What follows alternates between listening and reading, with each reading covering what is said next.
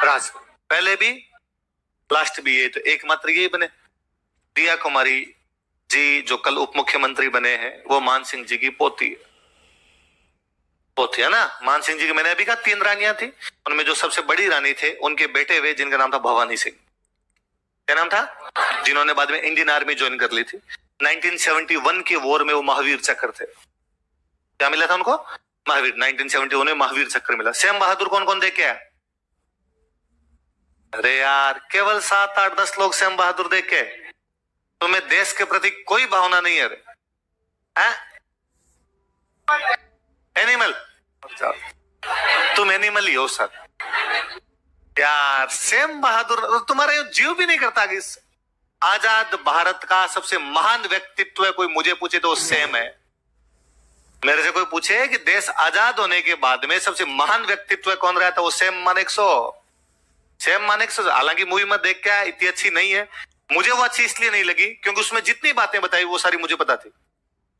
मैं ये सोच रहा था कि यार कुछ रिसर्च करके बनाएंगे, कुछ नई बातें सामने आएगी, पर वो प्रचलित किस्से हैं, वो किस्से मेरे क्लास में सुनाए होंगे, मेरे किसी वीडियो के अंदर भी वो सारे किस्से मिल जाएंगे उसके अंदर। तो मुझे यूं जरूर लगा, पर फिर भी आप नए बच्चे जिनको उतने भी नहीं पता, आपको देखनी चाहिए यार कि सैम क्या चीज था, 71 का वॉर हमने कैसे जीता। तो उसमें हालांकि 71 के वॉर में लास्ट में इतना नहीं बताया, उतना ही बताया कि 71 का वॉर शुरू हुआ हमने जीत लिया, पर 71 के वॉर में उसमें एक जगह वो बोलता भी है, वो आपस में बातचीत भी उनकी कि भाई पाकिस्तान ने वेस्ट फ्रंट खोल दिया है, अब हमें वेस्ट फ्रंट पे भी लड़ना पड़ेगा। भाई 71 का वॉर बांग्लादेश की वजह से हुआ, बांग्लादेश किधर पड़ता है? ईस्ट में, तो उधर ईस्ट में लड़ाई चल रही थी, पर वेस्ट में भी फ्रंट खोल दिया था।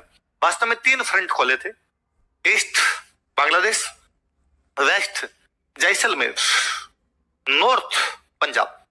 नॉर्थ वेस्ट का दो या नॉर्थ का दो। इधर जो जैसलमेर वाला फ्रंट था इस पर पोस्टिंग थी दिया कुमारी जी के पिताजी की, भवानी सिंह, मेजर भवानी सिंह, उनकी पोस्टिंग थी।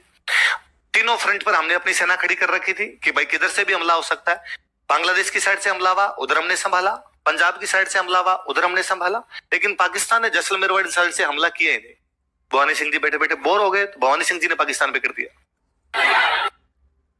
और भवानी सिंह जी पाकिस्तान में घुस गए थे, है ना। तो ये काफी पाकिस्तान का इधर एक जिला पड़ता है, उस जिले का नाम है छाछरो। कौन सा जिला है? भवानी सिंह जी कब्जा कर लेते हैं, छाछरो पे कब्जा कर लिया था। और 72 लगभग 7-8 महीने तक वो छाछरो हमारे पास ही रहा था, हमारे पास ही उसका कब्जा था। फिर 72 में जब इंदिरा गांधी और पाकिस्तान के प्रधानमंत्री थे जुल्फिकार अली भुट्टो, उनके बीच में समझौता था सिमला। कौन सा समझौता?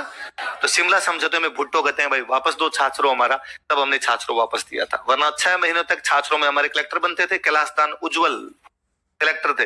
तो जब हम वापस आए थे छाछरो से, तो हम वो कलेक्टर वाले नेम प्लेट उतार के लाए थे जिनपे लिखा हुआ था जिला छाछरो, जिला कलेक्टर कैलाशदान उज्जवल, नीचे लिखा हुआ भारत सरकार, ताकि याद रहे कि भले 6 महीने के लिए था, पर छाछरो शिमला समझौते में दे दिया था। उस छाछरो पे कब्जा करने वाले भवानी सिंह जी थे, जो मान सिंह जी की तो बेटे का दो और दिया कुमारी जी के पिताजी का दो ना, महावीर चक्र थे। तो मुझे याद है वो जब एक्सपायर हुए थे तो अखबार की हेडलाइन थी, नहीं रहे महावीर।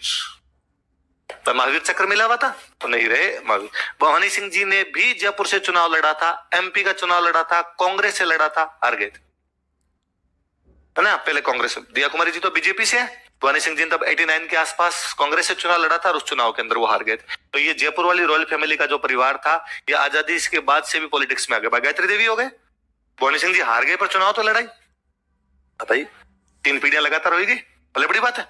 अगला देखो, अलवर का इतिहास हो गया है जयपुर वाला।